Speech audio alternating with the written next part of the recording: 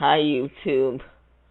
Um, I have a very controversial issue to talk about today.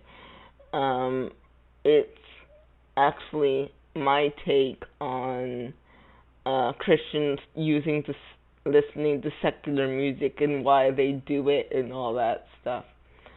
Um, I I was on YouTube today, and one of the channels subscribed to was talking about this issue, and they're saying Christians should not do that and whatever. It's all darkness, and we're feeding our soul with darkness. But what I have to say is, okay, we're feeding our souls with darkness, and we're doing all of this stuff, but where is the alternative? And I'm not talking about Kirk Franklin. I'm not talking about beats and style and the style of music with God in the lyrics.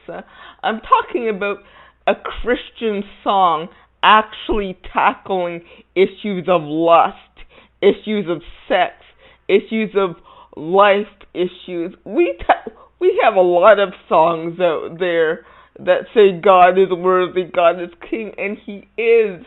But that's only one side of God. We need, in order for in order for Christians, I believe, to stop listening to this um, kind of music that is doing harm to them, we need to shine light into where there is darkness, and if we can't do that, we have no right to criticize them, because they're doing only what they know how. So instead of criticizing the secular world and secular music, we need to come out with stuff that tackles the subject matter in a godly way so that people understand how to tackle it. Because like it or not, people, this kind of music is what people are dealing with every day, and the body of Christ is not tackling it in their music. Well, we're tackling it with style. We think adding a good beat to it and adding whatever the same instruments is what's doing it. No, it's the subject matter, because sometimes, I'll give you a personal example. When I broke up with my first boyfriend, there was no gospel song to help me put that together. There was no gospel song to help me how to deal with a secular broken heart, with a broken heart from a broken relationship. All I got was "You are worthy, you are king," and blah blah blah. And he is. I'm not negating that he isn't. But we need to start with our own music being real and tackling life issues. And we need to not be scared about tackling these issues, because the devil is tackling them, and he's bringing our children into his side. But what we need to do, instead of criticizing it, we need to come up with how to bring light into the darkness.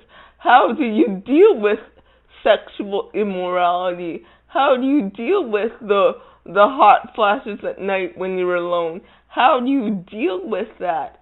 And we need to start putting it to music so that people understand, no, this is not the way. This is the way. And unless we do that as Christian artists, as Christian artists, the world won't have anywhere else to go to, and we need to stop criticizing these people, because they're only doing what they know how to do.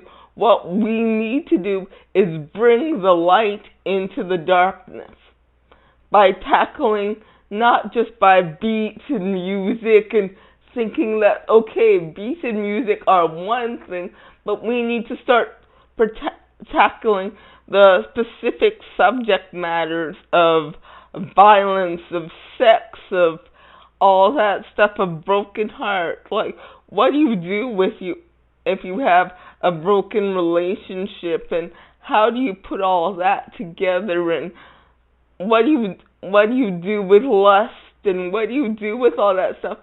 Because if we don't tackle it, the devil is tackling it and stealing the minds of our children, stealing the minds of some of our adults. And can you blame Christians for going to secular music when there is no gospel song tackling the subject matter because we're too afraid to? Church, we need to get real and stop criticizing. We need to change the world. We need to change the way we do music, not just in sound but in subject matter.